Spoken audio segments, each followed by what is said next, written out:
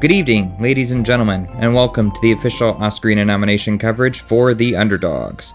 These are the games that managed to earn no more than one nomination, and so rather than have a short 5 to 7 minute video for each, I have edited them together into a compilation.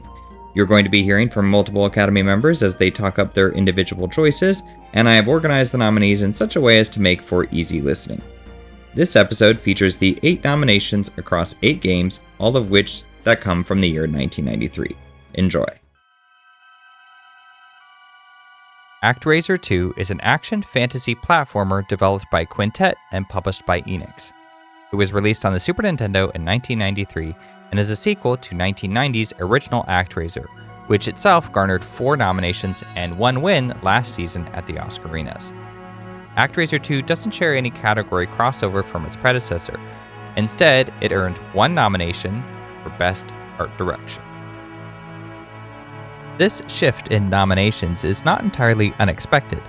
The original ActRaiser had god game mechanics not unlike The Sims, and even a light overhead shooter, both of which have been removed at the request of publisher oversight. By most accounts, this is what ruins ActRaiser 2, forcing the game to abandon its unique blend of genres and into becoming a straightforward action platformer and little else. I can't say the Academy disagrees with this assessment too much, but what we do disagree with is the idea that ActRaiser 2 is simply a bad game as a result.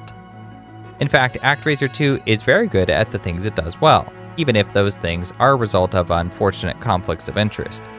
While we praise the original ActRaiser for its story, intuitive interface, and genre-bending direction, those qualities remain good here, but the focus has deviated away from the uniqueness of that original, and in its place is a stronger force of moment-to-moment gameplay and a far more nuanced visual style. This is probably not surprising since cutting out 2/3 of your game should ideally result in the 1/3 retained to receive all the attention. Where ActRaiser 1 was interested in breaking new ground in what games could be, ActRaiser 2 goes for a more sensory experience. You no longer give commands to your population and instead listen to your angels as they instruct you on the various problems and concerns of the population, with the overarching goal being to track down and slay elite demons hell-bent on resurrecting Tanzra, or the devil. The themes of devils, gods, and angels is noticeably heavier this time around. Gone are the chibi-style angels, and instead, muscular, Greek-themed warriors/musicians. Your character now embodies a shirtless wrestler with sweaty biceps, sometimes making it hard to remember that you are still inhabiting an inanimate statue. Where the first game had you embody a hollow suit of armor, this entry sees you possess Michelangelo's David, and it's awesome. The stone is now brought to life, and this emphasis on playing a flesh and blood character and doing nothing but slaying ghosts, demons, and goblins has certainly changed the overall tactile sensation of the title. In the first ActRaiser, we mentioned how there were not pronounced weaknesses, but the greater experience made its less strong moments more forgivable. Now that many of those elements are gone, we are presented with a new perspective on the thesis that is ActRaiser, in a more boots-on-the-ground way. With that in mind, it's no wonder the character sprites have more richness, and the backgrounds teeming with life. ActRaiser 1 is the more original game, but ActRaiser 2 is only weak as a comparison point with its predecessor, and may in fact appeal to a different kind of player, someone who appreciates the world and the story, but prefers to be free of godly responsibilities, so to speak. The lack of these responsibilities has certainly left an impact on the game overall, but you may still choose some stages out of order if nothing else, which allows the overworld to be used not just for exposition and perspective. There was one particular moment that stood out to me when an angel said that a group of people had lost their faith, and thus we were unable to read their minds. I had never considered that reading the minds of our creation was something we could, or should have been doing, but it nevertheless raises an important comment about the relationship dynamics of the player character, the master, and their people. If there's a way I would want people to view ActRaiser 2, it would be to see the game as a differing way to comprehend the same themes that the original prioritized, because they are still present, just in a new genre. From a purely technical level, the art direction has gotten a massive facelift. The backgrounds are simple but colorful and clean, while the character sprites are detailed and grounded. This 1-2 punch of having the backgrounds be less complex than the characters means you never have any confusion over where you are and what you're doing. But beyond the practical application, the usage of overlays and subtle cloud movements makes for a pleasing and non-intrusive wallpaper. If you've not yet noticed, the bosses themselves are all unique encounters, but they are simultaneously a haunting spectacle. And they aren't the only macabre visual elements littered throughout the world. I especially love these enemies, who still fight with only half their bodies and explode bits of damaging blood when killed. The pits of animated mouths and the gradual increasing foreground tunnels of webs are other noteworthy marks of dark horrors clashing with angelic divinity. The visuals do an excellent job of instilling a sense of fear and foreboding across the playthrough that gives the forces of evil a truly alluring disgust. This stage in particular is based on a demon of gluttony. Using ants to convey excess consumption is both gross and unnerving, and an excellent choice to send us deep into their hive. Seeing their eggs hatch along the walls gives the impression of going through the innards of a most vile stomach. This stage also develops by adding webs into the foreground the deeper you go. This was preceded by the underwater stages, which showcase a submerged city with statues and a nice aquatic overlay bringing it all together. I also really like the prison, which opens with a sign welcoming the master to the dungeon, an appropriate gesture from our goblin friends. And who could forget their illustrious Goblin King? There is also a machine tower, sort of a Tower of Babel retelling. There's the Golden Castle, complete with a gem-covered dragon, a blazing fire field where war currently wages, and of course, a dazzling ice palace. The initial foray into the Ice Palace is atmospheric alone, but it really kicks into gear when you reach the second act that takes place within the mind of the king. You can even see this king imprisoned by the demon boss, nightmare fuel to be sure. Finally, the rendezvous with Tanzra shows his entire body in a majestic pool of water in some cave-like abyss. Even the original ActRaiser's final boss takes place in a nebulous, starry nothingness, which is a pretty common trope from the era. It gets the job done, but it's refreshing to see an abyss that takes on an actual visual construction, using reflection and the boss's massive body to create a compositional backdrop for the showdown, making the game a far more evocative experience than it ever was. The usual art direction compliments apply here as well, with enemies and the player character being highly readable while also blending in with their environments. I will admit that there are one or two enemies that toe the line with goofiness a little more than I would like, but it's hardly a hill to die on. Apart from them, I honestly can't say a single visual element stood out to me in a distracting or negative way. To indulge a comparison with last season's Castlevania 4, that game used a multitude of inspirations to formulate a cohesive whole. ActRaiser 2 seems to have less points of reference, but it does focus more purely on the concept of divine conflicts and ancient Greek theming with string sandals and creatures. This creates a striking contrast when you consider your roided-out angel flying in the caverns of some detestable domain. Simon Belmont doesn't exactly scream angelic.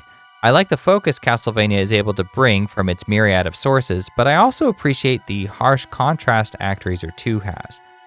I especially like how the darkness seems to play a more significant role as it raises the stakes and pressures the player into being that guiding light. And the areas in which it is light, such as the waterfall stage, provide a crucial reminder of how the world is like once free from darkness. This is definitely an experience worth having, if for no other reason than to see the world of ActRaiser come to life like never before, to experience its lore in an up-and-close and personal way. For those who have played the first ActRaiser, it can be hard not to feel a little cheated that the god mechanics are absent. Had they been present, I think it's a fair bet that ActRaiser 2 would have become an iconic classic. Even so, the improvements to the combat and artistic world building have come a long way from the original, and in so doing, provides more of an alternative experience, one focused on the intimacy of the holy war being waged across the landscape of human history. ActRaiser 2 is available on the Super Nintendo. Ogre Battle: March of the Black Queen is a strategy fantasy game developed for the Super Nintendo by Quest Corporation and joint published by Quest and Enix. And it sees you adopt the role of a rebel leader as they lead a campaign against the rule of an evil empire. Released in 1993, it is the first entry in the Ogre Battle series of games, and it earned 1 nomination for Best Interface. I'd say the biggest reason for Ogre Battle's sole nomination is that it's an early strategy game that paves the way for others to learn from. Giving commands is simple and straightforward, and I'm always interested in games that take very large subjects and compress the information down into easy-to-utilize controls. My top choice last year was ActRaiser, a game that let you play God, and figuring out how to do that in a way that doesn't overwhelm the player was the crux of my argument, and it's a similar situation here. Your range of control is quite good without burdening the player with every nuanced aspect they could have easily gotten involved with. While you aren't as clearly defined here, there are some parallels with ActRaiser in that you sort of take on the role of a kind of deity that can influence the fates of your soldiers via the tarot cards you play, which fits nicely with the theme of them battling on a table with tomes, as if the wars people wage are merely tales for the gods to enjoy or study. You do have a named protagonist at the front, but the perspective from which the game takes place happens in a much more distant way than that. It's an interesting blend, to say the least, because you essentially have multiple layers for which you engage with the world. You, the player, exist as some kind of omniscient being, which is the more meta form of your character. But then you also exist as a character within the story itself. And as that character, you can choose your name and your sex, which does in fact alter your appearance in-game, in the overhead map that is. Because of course, you have the overhead view, which shows the battlefield, but more broadly, the continent at large. Units move in real time and are represented by their squad leader. The nice thing about the way this all functions is that you basically only need to press one button to choose a squad and then choose a location you want them to move to. You are also able to pause the game at any point to either survey the campaign in progress or to give commands without the pressure of time. Once a unit encounters an enemy unit in their path, they go into a battle screen. The battle screen itself is an open book, so to speak, where the characters are automated through a turn-based battle system. You can give commands during this time, but it is only in a general sense, as in you can tell them to focus on the enemy leader or target healers first, etc. Conceptually, this is a degree of influence that is not nuanced, but it is not passive either. It's in the middle of the sliding scale and makes for a thoughtful, if limited, degree of engagement.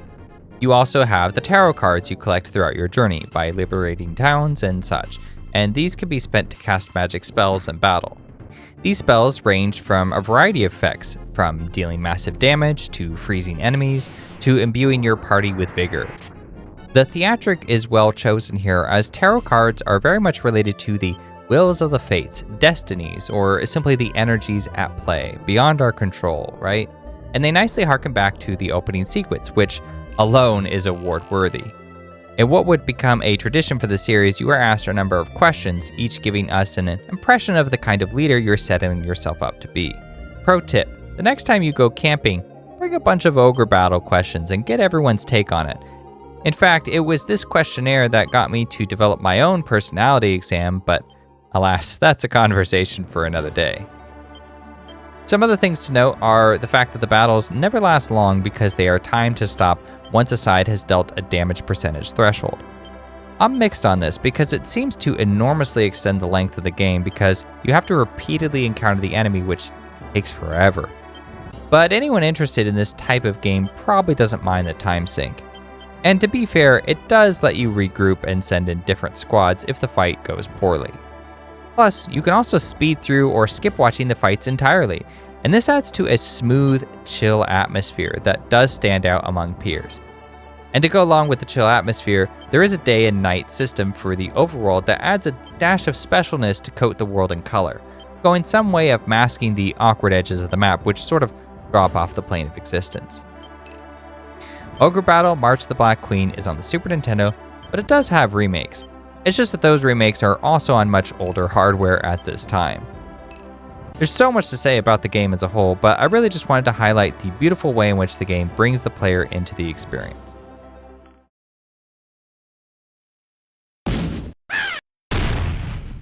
Aladdin, based on the 1992 animated film of the same name, is a Sega Genesis game developed by Virgin Games and published by Sega.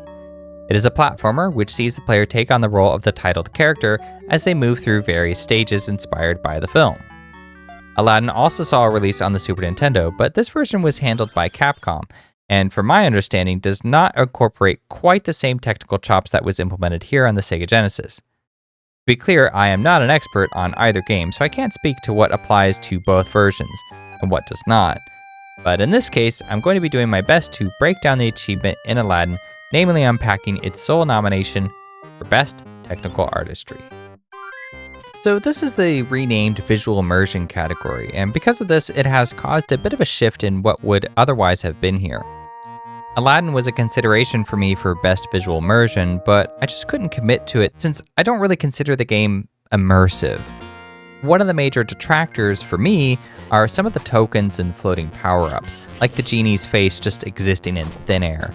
It's a very cartoon logic way of building the game world that, well, makes it very gamey. But with the name change to Technical Artistry, it's much easier to get right at the heart of the matter and address the achievement this game has made, which I think is clear just by comparing it with any other 16-bit game of the time, the animation. The core argument here really stems from that ultra-smooth animation. And like many other nominees in this category, especially this year, it is generally obvious what the accomplishment is at face value. But what isn't obvious are the methodology for how the game operates in the way that it does. For Aladdin, a number of animators from the actual film were brought on board to draw the animation for the game's characters. Remember that this is 1993 and we're working with a console that produces art in 16 bits worth of graphics. You don't need a film animator, and in fact, the process of making pixel art for a gaming machine such as this is far less conventional than an animator's workday would have looked like at the time. The reason why all of this was necessary is that Aladdin is the first game to implement hand-drawn animation, which is to say they did not attempt to recreate the animation within the code of the game. Instead, they created the art using the same steps you would for the film, and then found a way to encode this and export it directly into the game itself. I'm probably butchering the actual technical language, but that's in essence the effect, and the results speak for themselves. All the characters have a liveliness and an elegance to their movements that simply wasn't seen prior to this point. Sometimes the animation wouldn't appear quite as smooth as it was on paper, but my understanding was that it could be preserved with some light touch-ups. This rigorous process wasn't entirely necessary, but it did help the game stand out, and delivered on the premise that the game would authentically recreate the film, at least where look and feel were concerned. And now, look at the world today and how much animation we see in our games. So this is a huge win for animation in games. Unfortunately, the rest of the game is a somewhat conventional platformer, but that's why the nomination is for what it is and not for anything else. It's a perfectly suitable platformer, and maybe that doesn't make it stand out among the other games nominated from an artistic level, but it does still mean it paved a way out of all the other games that didn't earn any award recognition at all. There is something to be said for designing in a new way, and a willingness to do something in a creatively different way pushes the medium forward. Executing such an idea is unquestionably award-worthy. Aladdin is on the Sega Genesis.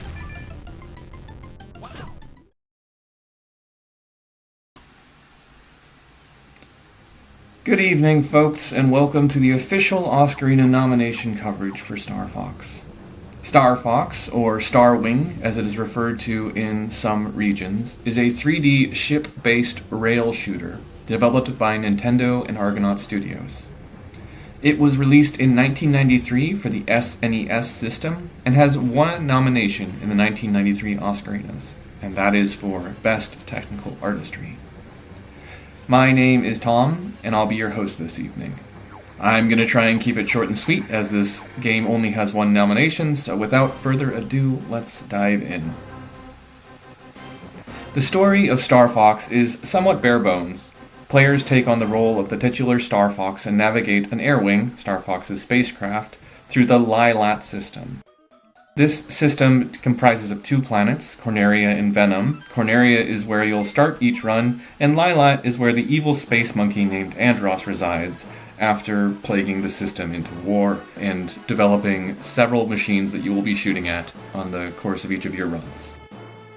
To get to this final battle with Andros, the space monkey, players have a choice of 3 paths. And while there is some difficulty variance between these paths, players predominantly would choose one path over another because they each contain unique levels. Often as I played, I found there was a boss at the end of a level, or even just a certain aspect of that level that I couldn't quite get past. Being able to vary my path, even if it meant going down a harder path, allowed me to take a break from just smashing my air wing into the same obstacles or boss or asteroids over and over and over again. One of the most influential aspects of Star Fox is its use of the Super FX chip, a powerful coprocessor that allowed the SNES to render polygons and other advanced 2D and 3D graphics. By today's standards, Star Fox is not a pretty game. Buildings are gray rectangular prisms, and your ship, at first, seems to be nothing more than a haphazard cluster of pyramids. But at the time of its release, Star Fox was actually compared to virtual reality. It was universally lauded for this advance in processing technology. And after spending a considerable amount of time replaying Star Fox, well, I won't say it is like virtual reality. I've experienced some of that now. But there is something immersive, even hypnotic, about going through these runs. Despite its limitations, it is a stimulating game to crash through as a star-faring fox pilot on his way to defeat an evil monkey. And there's just something so, I struggle to find a word for it, but pleasing about the way that this game renders its environments, even though they are so scaled back. It's as if the graphics become secondary in the face of the experience, and you get to just focus more on the feedback that you're getting. Everything is so simplified. You just have to pilot a ship and shoot down opposing ships, and you get so involved in that loop. Anyway, that's all I have to say on Star Fox for tonight. Thank you for joining me. Star Fox is available on the Super Nintendo system and on the Switch as part of the Switch Online subscription service if you'd like to play it yourself. And I hope you will. If you're voting in this nomination year, I hope you will consider Star Fox for Best Technical Artistry in the 1993 Oscarinas. Until next time.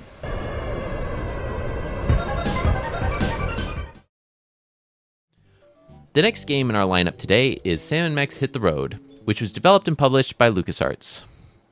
The game was released for MS-DOS in 1993, and it has been nominated for Best Male Character for Max, the delightfully devilish anthropomorphic rabbit. The gameplay of Sam & Max Hit the Road is a point-and-click adventure. So, to give an overview of Max's character, Steve Purcell, the creator of the character Max, describes him as a being made up of pure id. Some of his qualities that fall under that description would be that he is impatient, reckless, violent, destructive, annoying, silly, funny, feisty, and immature. Though, in my opinion, the above qualities are not usually taken too over the top. Despite the above qualities, Max is fond of, and protective of, his police partner Sam, who is an anthropomorphic dog. As an example, you the player have the opportunity to harass Sam until he pitifully starts crying with dog whimpers. Max tells Sam not to pay you the player any mind, and tells you the player that, in fact, if I didn't find his pitiful sobbing so amusing, I'd come out there and rip your limbs off. Max is also very enthusiastic for the things that Sam wants to do. For example, one particular instance where you go into the carnival, Sam says, "Want to ride the tunnel of love?" And Max happily exclaims, "Yippee!" In general, they have a rapport that is either very close friends or homosexual boyfriends, depending on your reading of the characters. Sam mentions several times in the series that Max doesn't even like girls. And when Steve Purcell on Facebook was asked, "Are Sam and Max in love with each other?" Steve Purcell's reply was, "Like Butch and Sundance." Butch and Sundance are known for having a relationship that was very close friends, which a number of people interpreted to be homosexual in nature. You can see the married article on the Sam and Max wiki for some of the hints that the games have, which hint the two may be homosexual. That being said, whether you read the two as good friends or boyfriends, Either way, the affection and support that they provide for each other is adorable. And in the case of Max, it is even more adorable when you contrast it with his otherwise chaotic demeanor. More often than not, Max's destructive instincts are channeled towards people who are deserving of some form of punishment. Seeing Max inflict harm or annoyance on these individuals is satisfying in a twisted form of justice kind of way. Max has funny banter and good chemistry with Sam. So, just to give you one funny example, they come across a particular tourist trap attraction, which is supposed to be a rock that looks like a frog. Sam says, "This doesn't look like a frog at all." And Max says, "My innocence has been shattered by this blatant tourist trap. I want my money back." Sam says, "You didn't pay anything." And Max says, "Well, somebody better give me some money." Max speaks unfiltered observations about his environment, and at times this ends up facilitating the clever and cutting satire that the game has towards the odd facets of America. There is one scene where a fast food worker is trying to convince Sam about how wonderful that fast food education is. Sam responds dryly with "fascinating" and "cool" to half-heartedly humor the fast food worker, but every time he does so, Max sassily adds on, "No, it's not," just to hammer home to the audience how much this is all a bit ridiculous. Shinobi 3 Return of the Ninja Master is a side-scrolling action platformer developed and published by Sega for the Sega Genesis.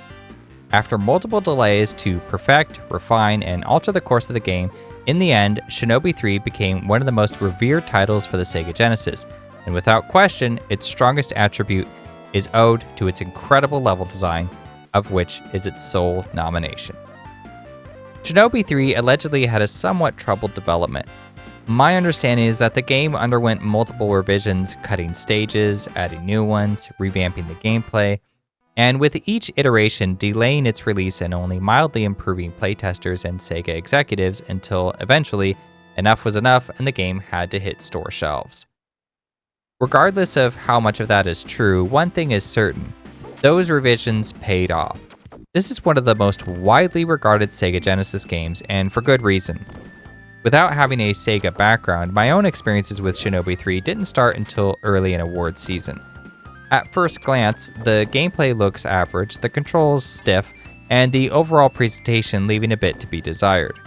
But something about it held my interest to keep playing, and I found myself revisiting the title on more than one occasion. Each attempt caused me to realize just how great of a title it is. It's a game that every Sega Genesis owner would have been proud to have, and I'm going to try my best to explain why.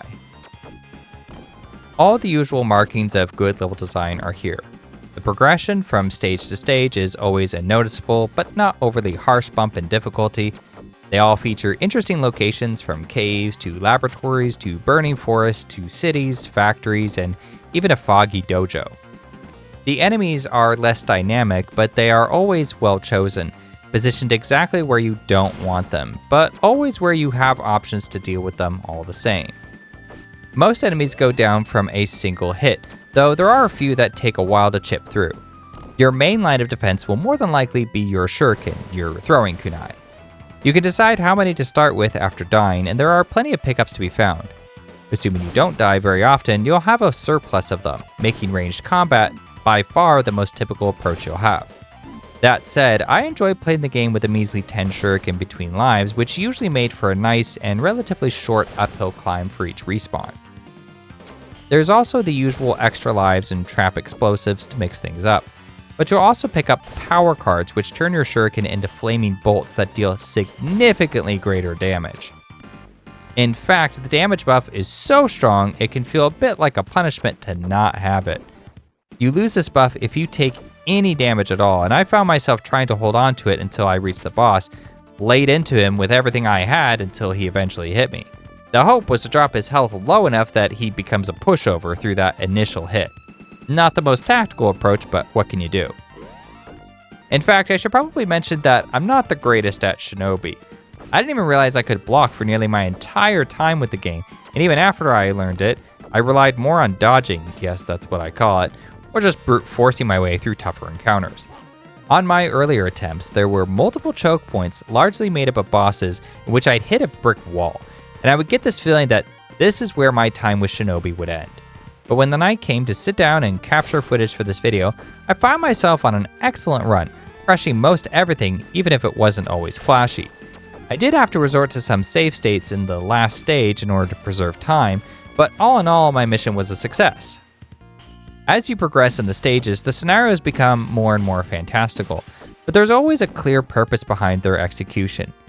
In the laboratory stage, for example, you have to fight brains that burst from their glass containment units, a classic Teenage Mutant Ninja Turtles nod if I ever saw one. And then in the second half, you'll find yourself in the sewers where the toxic waste from the lab is dumped, and it's here you'll find a mutant abomination in utter gory detail. Was this a failed experiment, or is this simply the result of all failed experiments dumped to rot, now reformed through the power of toxic waste into one giant monstrosity? Take a follow-up stage in which you are first battling across a burning forest. On the surface, it's visually nice, but it makes more sense when halfway through you encounter a machine factory. Were these the flames of a furnace in the background, or are the trees simply being burned down by what you find inside? Throughout the stage, you can see parts of a mechanical monster being shuffled around on conveyor belts, culmination of which leads to an epic confrontation with Mechagodzilla himself. And then you have the stage where you're jumping up, falling rocks down a ravine. Jumping up. Then you have the Ninja Dojo stage, a mystifying labyrinth of wrong turns, traps, and shadowy figures at every corner. Then there's the surfboard bonus rounds, and I'm barely scratching the surface with the sheer volume of exciting scenarios you face. But the thing about all these is that, in addition to the narrative linking, they are also strong from a gameplay perspective as well. I already mentioned the steady progression, but what I didn't mention was that the challenge of each stage is also inseparable from these elements. In the aforementioned laboratory stage, for example, all the enemies are directly tied to their environment, from the brains in glass jars to the sewage monsters that emerge from the slimy waste. There are pincer insectoids only in the lower level, indicating a shift in how vile these concoctions have become. And in that space, the monster is seen in the background with a lock-on mechanic, which is a nice way of having him use indiscernible abilities against you while you rush to get out of this horror. In the aforementioned burning forest, there are landmines everywhere, an obvious choice if you want to keep people away from your devious malpractice.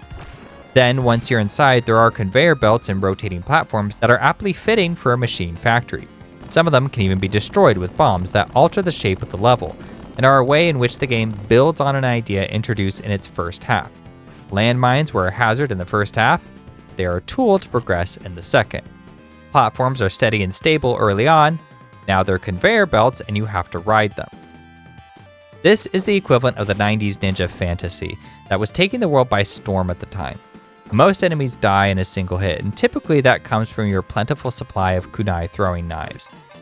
In addition to being able to decide how many kunai you want to start with, you can also adjust the size of your health bar, so if you are truly masochistic, you can go authentic ninja and play the game without getting hit once. Now, despite the wild insanity of this game's design, I am also prepared to talk about the more frustrating elements. As I mentioned before, this is a Sega Genesis classic, which begs the question, why didn't it receive more recognition here at the Oscarinas? Well, the truth probably has more to do with me than you might think. Originally, I pegged this game for Best Gameplay, Challenge and Achievement, Original Score, Technical Artistry, and Best Pixel. Unfortunately, or perhaps fortunately enough, depending on your perspective, I eventually had to settle with just one nomination. And that's because this game has a fatal flaw. And that fatal flaw is its god-awful control scheme. This might come as a surprise to hear. When I looked up other people's perceptions of this game, they frequently cited the controls as excellent, with some even going so far as to say that it controls better than Super Metroid. I don't know what universe we're living in, but this is simply not true at all. I'm not going to discuss Super Metroid at this time any more than to say that, yeah, I do agree the two games are night and day difference, but I'll take Super Metroid's controls any day of the week over this janky mess. Now, it's possible the experience is better using an original Sega Genesis controller, I admit. I played the game on Nintendo Switch Online, and the Joy-Cons are awful by any controller standards. So I am willing to accept that this was not the ideal format. However, there are other things about the interface that are unnecessarily frustrating, And for reference sake, I've also played Super Metroid on Nintendo Switch Online, and that controlled just fine.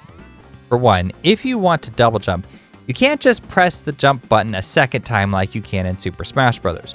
Oh no, you have to press the jump button at the very, very top of your jump, and the window to land this is more narrow than the diameter of a sharp end of a toothpick. If you miss your chance, you don't get a second jump. After hours of playing, I never felt like I could lock in the exact spot. Too often, I would time my jump in accordance with what's happening. If I miss a platform I need to reach, but have to improvise in the air because of an enemy, then the timing of the second jump changes. But this is such a stingy jump that it won't let me. I can't think of another game so restrictive with something as basic as your mid-air jump. You'll see me perform the jump fairly well in sequences like this where you're leaping from one falling boulder to the next. Cool scenario, but holy hell is it hard. Most of my successful double jumps just felt like plain luck. You're constantly gritting your teeth in desperate hope that the second jump won't fail you at a moment of truth. To be fair, there are some generosities the game provides. For one, you can stand on platforms that aren't on screen for a much longer window than any game I've ever played, and I mean ever. You're basically off the screen. You should have been dead by now. And when you get hit, you are knocked back, but it's really not very far, so it doesn't always mean instant death like it does in Zelda 2 or Castlevania. There's also my favorite solution, which is to cast a specific ninjutsu that costs you a life, but deals massive damage to the enemy. The trick here is it refills your health bar, which means you can prolong boss fights much longer than you would otherwise. So it really became a no-brainer before long. The other ninjutsu powers are nifty and flavorful, but Rock Implosion, that's the way to go. Yeah, you lose a life, but you were gonna die anyways. Not using this ninjutsu and cranking up the difficulty will surely add a white-knuckle challenge, but of course this isn't only about the challenge. I merely mention it because it is a tough game. Maybe not compared with other entries, but it's got teeth where it counts. I also think it's worth mentioning that the bosses, while often cool in design and variety, sometimes have multiple instances of what feels like unavoidable damage. This is, again, probably more an issue of the controls than the design, but it's worth mentioning all the same. You generally need to spam your way through with ninjutsu. What's worse is many of them have a scripted response every time they take damage, which quickly cheapens the fight into extreme repetition. Initially, you'd think that would make them easier, but the controls are so rough that it actually makes them harder. If there's a move you can't dodge well because the game demands a double jump and you can't perform it, then you're in bad shape. Bringing the upgraded kunais is also a great strategy. They are the only real power-ups, and as I said before, they are extremely strong, probably too strong as it can significantly change your outcome of a fight. Even getting a few hits off can put you in range of simply mashing your way through the rest. Once you get hit once, the power-up is gone, though, so it's pretty challenging to maintain, and I guess that goes some way of evening it out. Ninja training is not for the weak. I am at the end of my analysis, and I haven't even begun to mention the final stage, which is one of the most gruelingly punishing levels in video game history. I've saved it until now because it also has a fatal flaw. You have to climb along these railings underneath the airship and avoid the blasts of fire from the exhaust ports. If you try to inch forward, Shinobi will launch himself into the column of flames and plummet towards the earth. There is a point at which you give too much control over to the player. Obviously, I didn't mean to do that. So you spend a lot of time trying to decide if you should press your luck and move up just a little closer because you need to, or if it's not worth the risk of going back to the start of the stage. If by some miracle you manage to clear this segment, and I should mention that I actually did manage to beat it upon a revisit with relative ease, so maybe I'm a ninja now? But regardless, once you get through it, you're treated to one of the most brutal, punishing platforming segments of any game. Every wall, every floor, every platform is either covered in electricity, moving, or some combination. It's a meat grinder, akin to throwing someone in a vat of cacti and porcupine bristles. But despite all of this, no other game this season got such a visceral reaction out of me, as you could probably tell. By the time the credits rolled, I was a freaking ninja. If I wanted to get all abstract and symbolic, I'd say that the frustrating controls represented my own instinctual frailty, but like a sharpened katana, you come out the other side refined and dignified.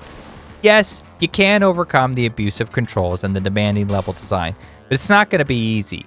If you beat it though, I promise, it's an experience you're never going to forget.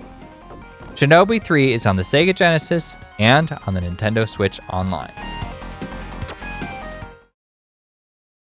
Goof Troop is a Super Nintendo game developed and published by Capcom in 1993. It is one of the earlier works of Shinji Mikami, who would later go on to develop the Resident Evil series of games, as well as the studio Platinum Games. Small beginnings, to be sure. Though today I'm just going to be talking about the Disney-themed gem that is Goof Troop. Based on the cartoon show, Goof Troop is a 2-player top-down puzzle adventure in which you take on the role of Goofy and his son Max as you search an island for neighbors Pete and PJ who have been kidnapped by pirates. Goof Troop has 1 nomination for Best Gameplay, Fellowship, and Relaxation. So this is our new category this season, and it represents the traits that emphasize player-to-player interactivity as well as games that focus more on creating leisure and comfort. So why choose Goof Troop, a relatively unremarkable Disney-themed title, for such an honor? Well, I think it all comes down to its uniqueness. Most developers of this era commissioned to make an intellectual tie-in game defaulted to a side-scrolling platformer. That may be well and good, but like anything in life, just because the framework, aka Super Mario World, exists, doesn't mean it's such an easy thing to mimic. And so while other games sought to capitalize on Mario's magic, the creative team behind Goof Troop went in a refreshing new direction. In most platformers, players would be expected to take turns, win or die in a level, and the game world swaps to the other player. But in Goof Troop, you play as Max and Goofy simultaneously, and because of the structure of each room being entirely one full screen and one screen only, means that 2 people can comfortably see themselves, each other, and all the information they need to complete puzzles and coordinate pathways forward. It may seem like a small thing, but imagine playing A Link to the Past in which 2 players can pull the screen in opposite directions. Some of those rooms stretch on decently far. What Goof Troop does is limit our field of view, and this accomplishes 2 things. First, it simplifies the play area. Whenever you encounter a block puzzle involving kicking blocks onto designated squares on the map, the entire puzzle has to be self-contained in this one screen, which focuses the puzzle design and prevents the players from getting frustrated with one another. You can't pull the screen around or block anything from view. You can switch rooms, however, but even this can be used as a convenience. For example, if you're in the far corner of the room, you can tell your teammate to step out and back in to refresh the puzzle. I think it's also worth mentioning that this structure makes the game particularly appealing to new players. It's one of those games in which absolutely zero prior gaming knowledge is required to get in and have a good time. Everything you do revolves around 2 buttons. The first button uses whatever item you have equipped. When playing solo, you're allowed 2 items you can switch between, but in 2-player, you'll have to cooperate with your second player to figure out who is going to carry what. The other button allows you to put your hands into the air and back down again. When facing a barrel, you will lift the barrel over your head and can throw it at an enemy. But what's novel here is you are free to simply throw your hands into the air, and in so doing, it means the other player can throw objects your way, which you can then catch. This was very clearly intentional too, because there are some enemies, the jesters, which throw barrels at you, making for a mini-game of dodgeball. You can also do this by catching the bombs blasted from cannons. Everything in the game seems to loop back into an internal ecosystem. The grappling hook can be used to create rope bridges to progress, but you can also use it to stun enemies. It can also be used to pull enemies from far away, so yeah, that's definitely the best item. The bombs that are blasted from enemies can be picked up and thrown to open pathways or defeat foes. There are even a few rooms in the later stages that have you using the environment in intuitive ways to accomplish goals.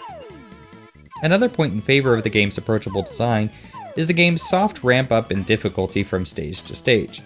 There are 5 stages in total, the first of which is incredibly easy and introduces the player to all the expectations of the experience. How to defeat enemies, that there will be thinking puzzles you'll need to complete, and it's all wrapped up in a breezy atmosphere. Even the last stage is not particularly difficult, but the puzzle designs are truly an excellent source of progression. You look at this first one and it more or less can solve itself, But as soon as we move to the second stage, the room is more complicated to solve, and there are 2 enemies walking about with no barrels. This means you'll have to rush in and take the enemies out by kicking a block into them, or else are going to have to try to solve the puzzle while they're wreaking havoc the whole time.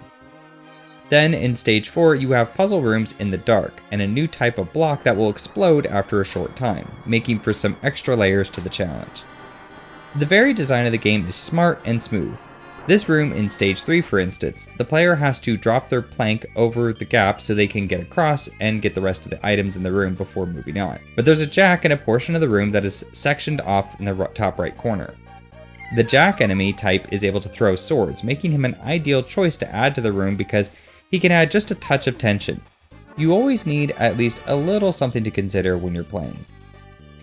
I think if there was one thing you definitely don't want in a relaxation game is to make the player feel overwhelmed, and I'd say Goof Troop has that nailed down. Even when you come to a difficult puzzle, you'll always have everything you need to get through it. Occasionally, certain rooms will affect another, but this is generally a result of not having the correct item with you, or it otherwise affects the room immediately adjacent, so there's no real confusion. The stages each come with a little variety to spice up the adventure, with the third stage at an old castle being a particular highlight. Personally, my favorite though is stage 4.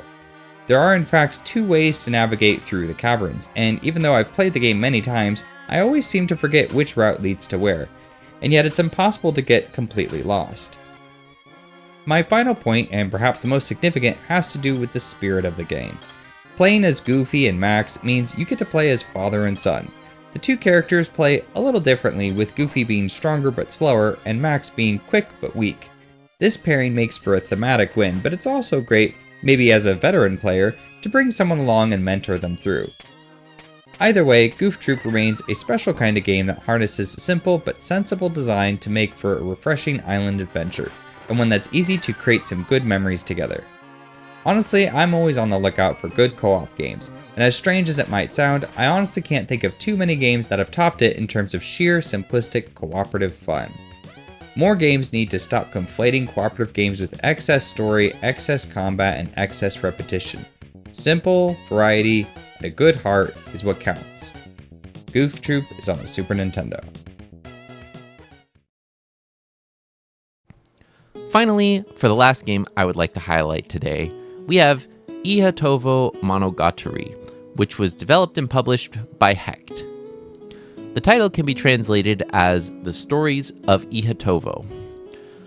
The game was released for the Super Famicom in 1993, and it has been nominated for Best Fellowship and Relaxation. The gameplay of Ihatovo is a story-focused adventure game, though to elaborate, since adventure game is not that helpful, the gameplay consists of walking around and talking to people, using items on things, and performing fetch quests. The game has very relaxing and good music. It was my personal pick for number 4 for Best Soundtrack and number 2 for Best Song, but it did not make it into the final rounds of music, in part because I discovered the game after the nomination voting deadline had already passed. The music manages to oftentimes be relaxing while also being somber and melancholy. This is a mood that I personally love, which is not seen very often in media.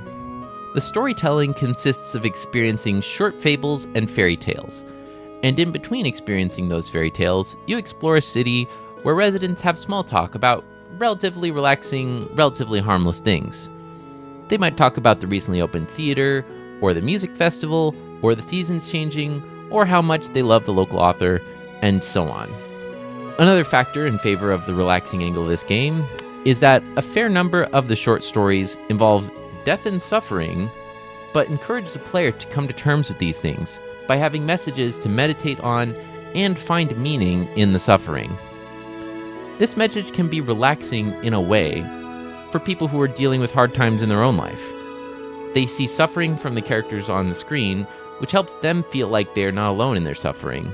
They see the tales on screen have clear meanings, which helps the player feel like they'll be able to make more meaning out of their own suffering in life. In general, the gameplay is slow and relaxing. There are no reflex-based challenges, you aren't killing or hurting things with your actions, you're just using inventory items on people and things with no time limits.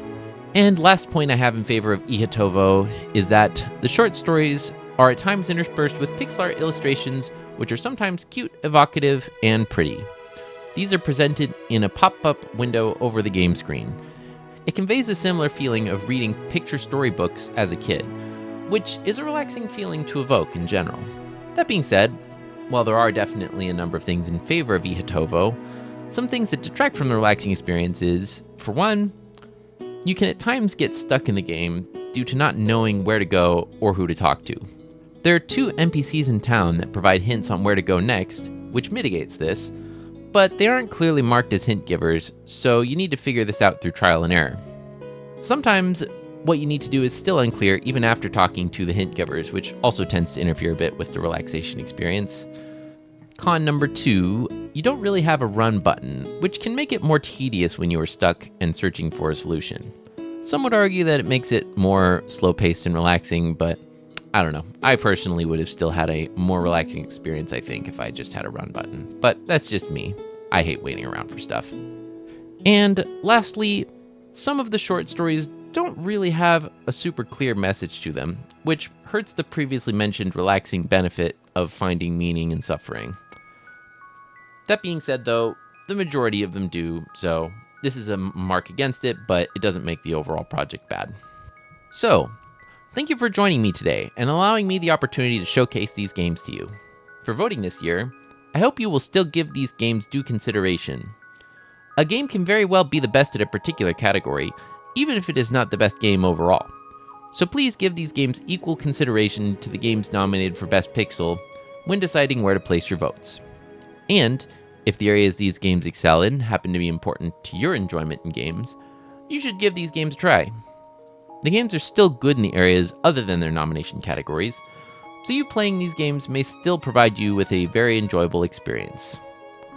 And with that, I bid you all good night and happy gaming.